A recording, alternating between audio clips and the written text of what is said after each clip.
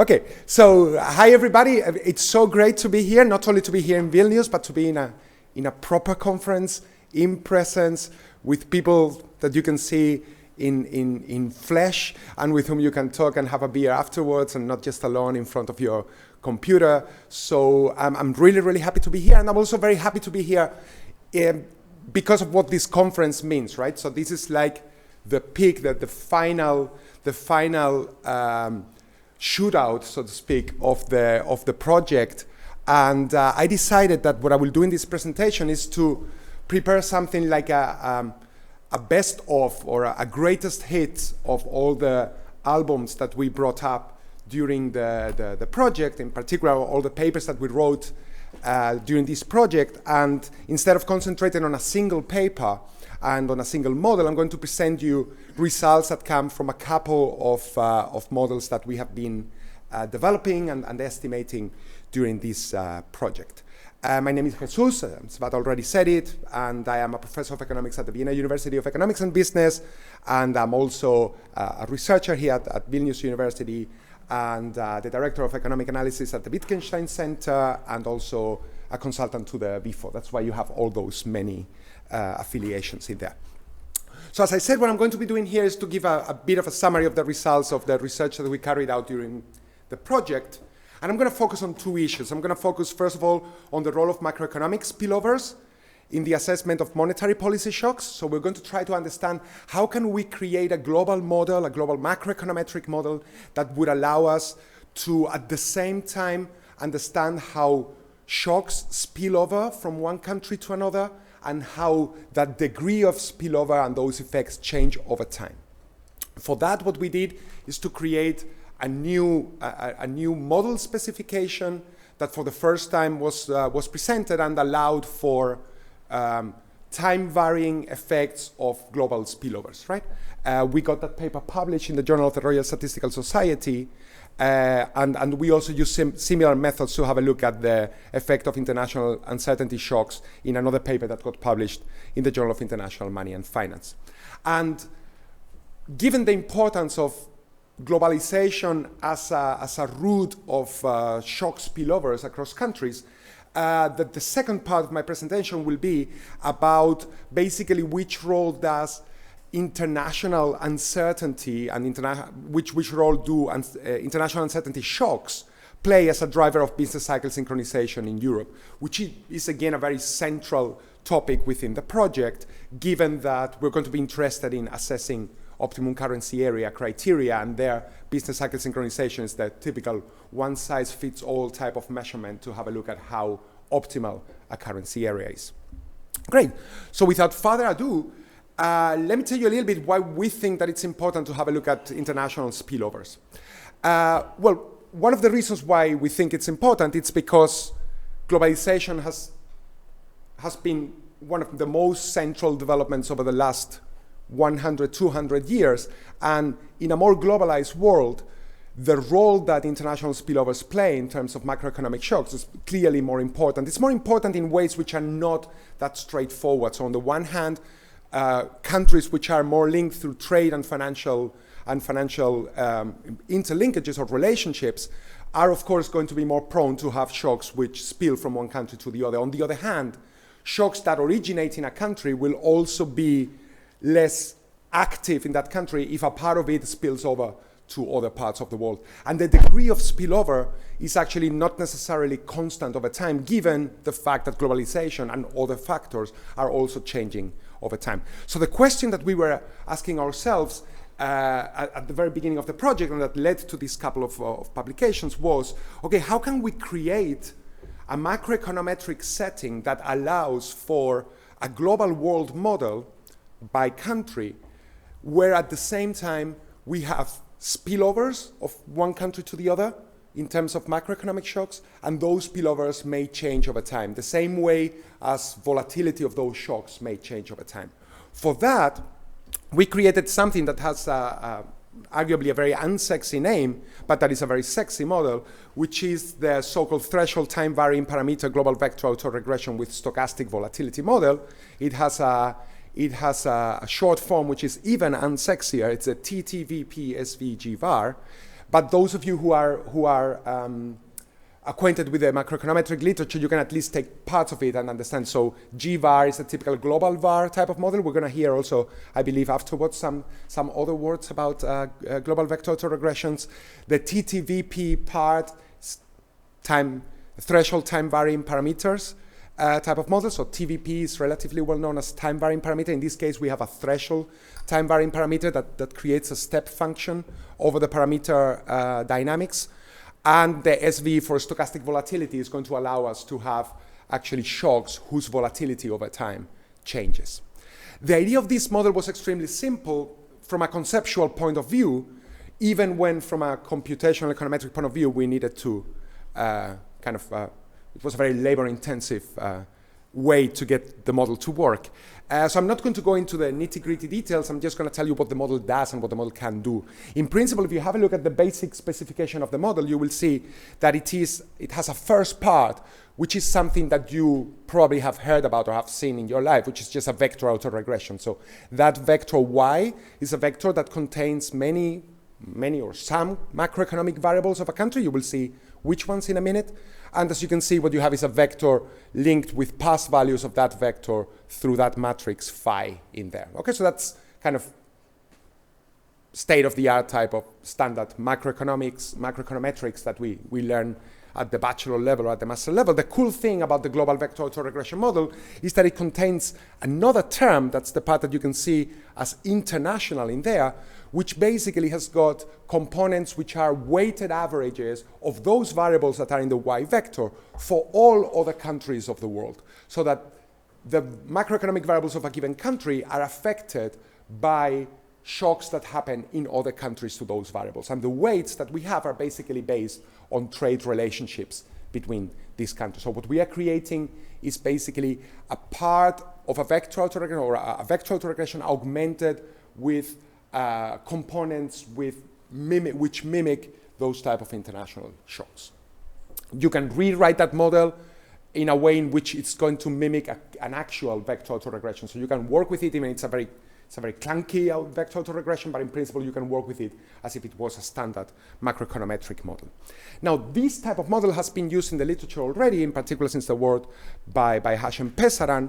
What we do in the paper is to take it one step further, and all those little matrices that you see in there, what we're going to do is to make them also time varying. That means to take also into account the fact that the degree to which and the extent to which international spillovers have been taking place over the last decades has also been changing over time. Okay, for that, the only thing we're doing is to put just a little t under each one of those matrices, and as such, we're making them time varying. We're going to actually have a proper specification that is going to make them change over time, and we're going to estimate those changes over time. On top of that, since we know that shocks, macroeconomic shocks, are not necessarily homoscedastic, that means they don't always have the same variance over time, we're also going to make the variance of the shocks that are driving that system be time varying. For that, we use this stochastic volatility specification that you can see down there, which basically implies that you have an autoregressive, a mean reversion in the volatilities of the model. The cool thing about this model is that now, of course, you can replicate a whole lot of things. You can also understand, on the one hand, not only how spillovers differ across countries, but how they differ across countries and over time. So did the spillovers of a given macroeconomic shock in a given country, did they change in a way in which it became more relevant for other countries, quantitatively relevant for other countries? Or did the efficiency of those spillovers get reduced over time? For that, what we took is that model that you saw before, and we estimated, making use of 35 countries that go from Western European countries to African countries, South Africa. We don't have Botswana here, by the way, even when Tabata wanted us to have Botswana. We don't have Botswana in here, but we have South Africa, if it helps. And the vector that you saw before, the Y vector, is going to contain those variables that you see in here. So it's going to be the standard type of macroeconometric model with real GDP growth, inflation, changing the exchange rate against the US dollar, changing equity prices, short-term interest rates, term spread, and the change in oil prices. Okay, so it's we are taking it from the literature. We're not reinventing the wheel in here.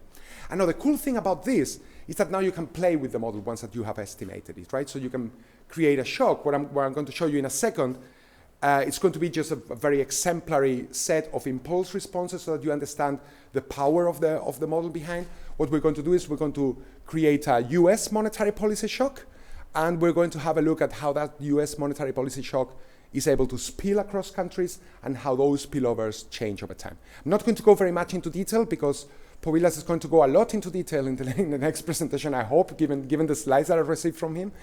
So I'm just going to give you an exemplary view of what the model is able to do. And as you can imagine, we can then, with that model, ask ourselves a whole lot of policy-relevant questions when it comes to changes of spillover strength, also changes on the efficiency of monetary policy instruments and stuff like that. This is the type of result that you get when you actually run the model. So what you have in here are just the average impulse response functions over time. So here we're just interested in how the differences in responses look like across countries, but kind of averaging all the changes that you have over time. And you can see, of course, that given, in this case, the example is a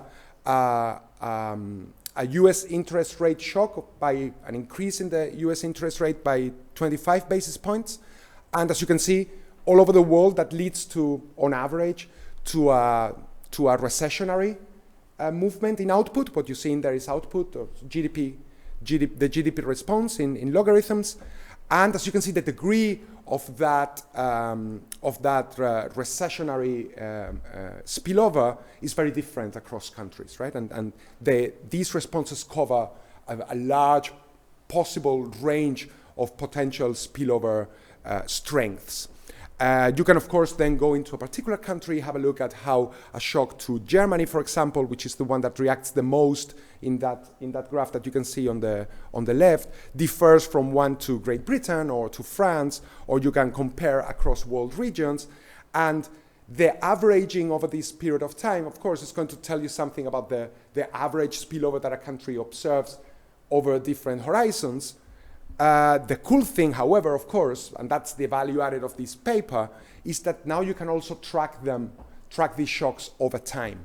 So what you've seen here, for example, is the same shock to, let's concentrate on Germany, for example, to Germany in different periods of time. So basically what you're seeing there is something like a heat map. The more yellow the impulse response is, the older it is, meaning that that's the one that corresponds to the first periods of our sample, and then the redder it gets, the more modern it is, meaning it corresponds to the last observations of our sample, which are around the year 2016-17. And what you can see, for example, is that the responses of Germany to a US monetary shock have actually been getting less strong over time. The yellow lines are below the redder lines. The case of Mexico is also a similar one. Actually, if you have a look at all the countries in general, you tend to see that the spillovers that we capture are getting less extreme or less powerful, in particular after the financial crisis, which also makes a whole lot of sense in terms of trade linkages having been also affected by the crisis itself. Now, that type of model has been used within the project to create a couple of papers where we have a look at different type of macroeconomic policy shocks and how they differ over time. And the discussion about the role that macroeconomic shocks, and in particular uncertainty around macroeconomic shocks, plays as a central driver of optimum currency area criteria and optimum currency area characteristics, led us also to have a look in more detail at the European Monetary Union, and in particular to have a look at the role that uncertainty plays as a source of asymmetries in business cycles within the monetary union. For that, what we did, and now I'm moving over to the second part of the presentation where I'm going to tell you about another paper. What we did is to basically assess empirically whether uncertainty, and I will talk about what I mean by uncertainty in a second. It's going to be a very simple way of measuring uncertainty, where the uncertainty is one of the most important driving factors, or is an important driving factor of business cycle synchronization across countries.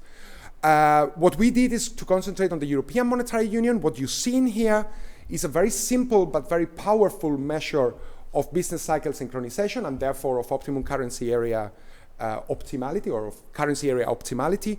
This is just the standard deviation of business cycles across countries of the European Monetary Union. Yeah? So it's like in the spirit of sigma convergence, of the concept of sigma convergence. What we did is just to extract the cycles of all countries and then have a look at how different they were at a given point in time. Needless to say, that implies that if that number that you see in there increases, that implies that they are more dissimilar, so there is less optimality, if you want to think about it like that way, of the European Monetary Union as a currency area. And what you can see is that that is a super cool measure because it's time varying, as opposed to the standard correlation type of measures where you need a whole lot of data to just get one number that summarizes the correlation across cycles. So with this variable, or with this way of measuring business cycle synchronization, what we can do is to obtain measures which are changing over time, and as you will see in a second, that are also eventually country specific, by just measuring how different a monetary union would be if you include or exclude a given country. And as you can see, the graph itself already tells a very interesting story, right? So you can notice how around the global financial crisis, you have a moving away of business cycles across the monetary union. Actually, this desynchronization still takes quite a long time to get back to levels that we have observed prior to the financial crisis. That is due to the fact that the recovery was very asymmetric across countries of the European Monetary Union. And in the end of the sample, this refers to the data prior to the COVID crisis, so it ends up in 2019, second quarter. You can see that we are back at synchronization levels that we used to have back in the mid-90s approximately. Now, what we did with this, or what we were interested in, is, well, how does uncertainty, and as I said, I will measure uncertainty in a second, how does it affect the synchronization of business cycles? For that, the first thing we needed is a measure which would be not only time varying, a measure of synchronization, of course, not only time varying, but also country specific. So what we did, as I explained before briefly, is just to create a new measure, a measure that we proposed a couple of years ago, that is based on how these numbers look like, depending on whether you consider a European Monetary Union including all countries of the European Monetary Union, or whether you exclude a given country from the European Monetary Union. So what we do is we create a fictitious European Monetary Union without, let's say, Spain, and then we have a look at how would the synchronization of business cycle of that European Monetary Union look, how would it have looked like, and we just take the difference between those two things as a measure of how synchronized Spain is to the rest of the monetary union. And what we're going to try to do is to explain those differences that we observe across countries and over time in that measure of synchronization. For that, we're going to create very simple models where we regress the synchronization of a given country in a given year on past values of that synchronization. As you can see, the synchronization measures are very persistent over time, so we need to take into account the fact that there is quite some momentum in them. And we're going to be interested in the role that uncertainty plays as a determinant of synchronization. So we will have a measure of uncertainty. I will tell you in a second what it is. And eventually we know that synchronization is also affected by other variables, not only by uncertainty. So we're going to have some other controls in there. And as you can imagine, if you have a look at the literature, there are people that include many different things in there. We have also country fixed effects. We have time fixed effects. So we're also going to be interested in understanding how robust that uncertainty measure is as a determinant of synchronization if we play around with all the potential models that we can create by combining controls in that regression. For that, what we're going to use is our model averaging methods, which we have been also using in the project in a couple of papers. We're also going to be interested in asymmetries in the role that uncertainty plays. That means we're going to have a look at whether uncertainty can be a more desynchronizing force or a less desynchronizing force for countries which are already desynchronized versus countries which are more synchronized. For that, what we will do is also to interact everything that you see in there with a dummy variable that tells you whether the country is more synchronized than the rest of the monetary union or less synchronized than the rest of the monetary union. And as I said, I needed to tell you what uncertainty is about. Well, the measure of uncertainty is very, very simple. It's a measure of uncertainty that is now widely used in the literature, and that is very cute in the sense that it can be interpreted very easily, or it can be transported very easily. It is based on the work by Ahir, Bloom, and Furcheri that just appeared last year, and that is actually also available publicly online. What they do is basically just have a look at the count of the word uncertainty in the quarterly economist intelligence unit country report. So it's a very simple text mining type of exercise where they have a look at how often does the word uncertainty appear in a given country report of the EIU, and they track that over time for all countries of the world. There are also like other measures within that uncertainty, that broad uncertainty indicator. But I'm going to just be interested in this one in here. Actually, if you have a look at those data, they tell you a very interesting story. For example, this is the uncertainty index for the US. And as you can see, the peaks that you observe in the appearance of the word uncertainty in the country reports, actually they tend to correspond with actually events that we know of, right? So you can identify 9/11, you can identify the first Gulf War, you can identify the Iraq War, those are the peaks in the beginning. You can identify the sovereign debt crisis in the European Union.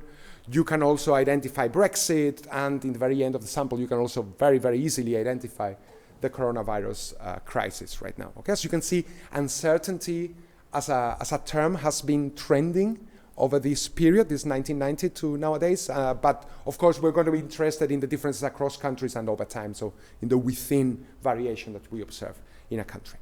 Okay, so if you just run standard regressions based on this model, right? And as I told you, we are going to be interested in the robustness of uncertainty as an indicator. So we're going to not just run one regression, but we're going to run a couple of million regressions, as you will see in a second. If you just run the standard regression, that would have on the left-hand side the synchronization measure, on the right-hand side the uncertainty measure, and then country fixed effects and time fixed effects, you find a negative relationship between these two, meaning that an increase in uncertainty in a given country is going to lead to a desynchronization. A movement downwards of our synchronization index is a desynchronization movement. Needless to say, we need to control for the autoregressive component that synchronization has, so we can control for lagged synchronization. We do that in the second column. Still, you have an effect which is negative from uncertainty. We can control for the usual suspects in terms of determinants of business cycle synchronization, things like the share of exports to the European Monetary Union, government deficit, and you find that they do have an effect, at least the trade variable. And still, they don't steal away that effect from the uncertainty. So you still have at least a marginally significant negative effect of uncertainty on business cycle synchronization. If you want to know where that effect comes from, that's what we do in column 4, at least in a descriptive way.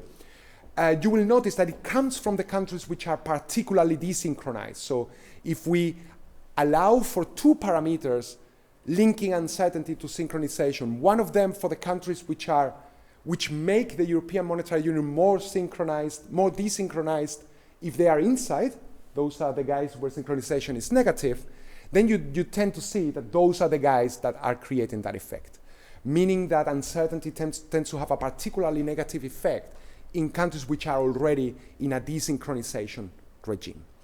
However, as I said, this is, if when you present in a seminar, eventually somebody raises their hand and would go like, hey, but you forgot to include the other lag of government balance, and what about the interaction between this and that, and so on.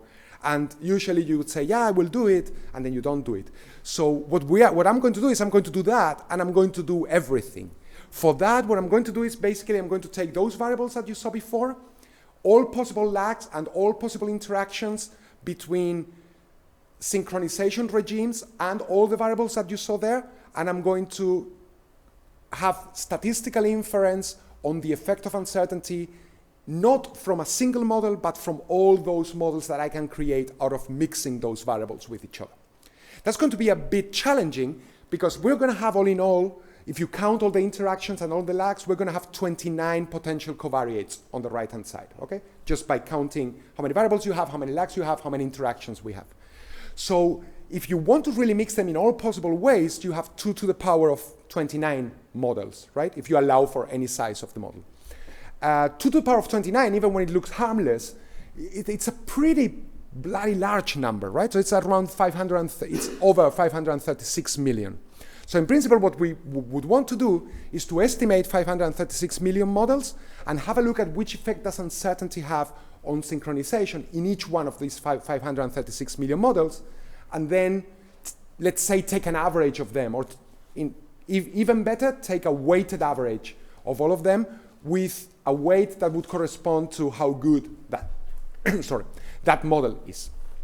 Actually, we can do that even when it looks like crazy. We can do that thanks to a methodology which we have been using and expanding for the last decade, which is called Bayesian model averaging. The idea of Bayesian model averaging is very, very simple. It's exactly to do what I told you that we would want to do. That means to make inference on a beta parameter, on a particular parameter, in our case, let's say in the parameter that links uncertainty to synchronization, and to treat the uncertainty about the specification that you're estimating seriously.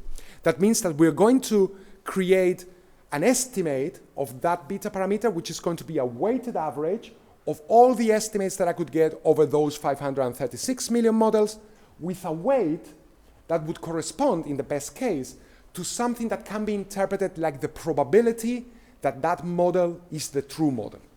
Okay, this is a bit of I'm exaggerating there, but that's pretty much a simple exemplary type of interpretation. So the cool thing is that if we can create, or if we can obtain a measure of what is the probability that that particular model that I'm estimating is the true one, then I can use those probabilities to weight all of my models, and the better models will get a bigger weight, but still there will be some models which are a bit crappy, but still they have a minimal probability of being the true model, so we will still have them on board, but with a very low weight.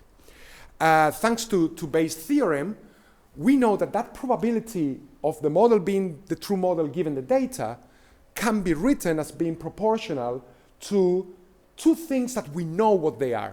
The first guy in there is something that in Bayesian statistics and Bayesian econometrics we call the marginal likelihood. It's, just to say it again in a light way, is the probability that the data come from that model, right? So we know how to obtain a number for that guy. It's something similar to a model selection criterion. It's like when you do the archaic information criterion. In this case, this is more like the Bayesian information criterion. So that is something that tells you what is the probability that those data come from that model. That's the marginal likelihood of the model. And the other thing is the prior over the model space. That means how much a priori subjective liking do I have for a particular model. If you don't want to think very much about it, just consider all models to be equally likely, even when that's not a good idea, but you could do that. So this we can choose however we want, the prior model probability. We choose it in ways that have been already kind of tested in the literature to work well, and then we just need to compute for each one of those 536 million models the marginal likelihood, and then we have that weight, and then we can create the actual effect that contains all the uncertainty of the type of models that you can estimate. We actually did that. Actually, by the way, 536 million models are a whole lot of models. So we have Markov chain Monte Carlo methods that allow us not to have to estimate all of them, but just to estimate the most promising ones or the most interesting ones. So actually, we can do this even for larger model spaces. Actually, if you do that, it turns out that there are only 2 variables which are really important, really robust to model uncertainty in terms of explaining synchronization differences across countries of the European Monetary Union. One of them, surprise, surprise, is the lack of the dependent variable. Okay, that should not come as a surprise, right? So the persistence of that variable is so clear that you need to include an autoregressive term in order to be able to capture what you observe in the data.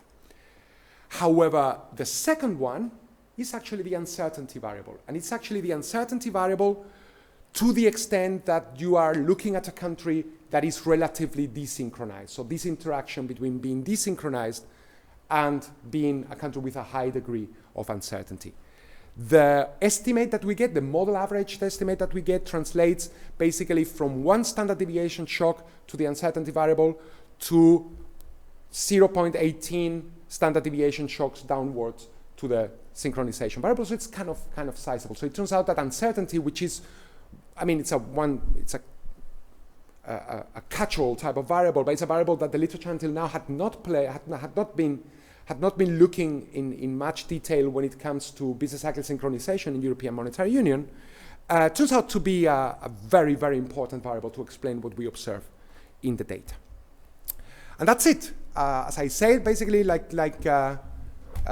using also the David Bowie type of a metaphor, this was David Bowie's greatest hits, and I concentrated basically on the albums of David Bowie that refer to issues related to globalization, and in particular to, on the one hand, to the role that spillovers play. We're going to hear more about spillovers in here, so I try to keep it as non-technical and as simple as possible at the moment. What we did in that model, let me remind you, is to create a global vector autoregression that had the characteristic of having also time-varying parameters, and therefore being able to track the changes of spillovers over time. And we then took this idea of which role spillovers play over time to assess the role that uncertainty plays within the European Monetary Union. The model that we created, the global vector autoregression model that we created, by what we noticed by citations of the paper, is starting to be used around the world, which is something really nice, also in very interdisciplinary settings. Also when I talk to hydrologists, they also tell me they want to use the global vector autoregressive model, so it's really spreading also, having spillovers. And what we found on the second part of the presentation, or what I presented today in the second part of the presentation, is, as you saw, is that uncertainty as a variable, it's a simple kind of text mining variable, turns out to be a super robust, super important variable to explain the history of business cycle synchronization within Europe. And that was it. Thank you very much. I hope I did it right with the time. Probably not. Yeah, whatever. Thank you.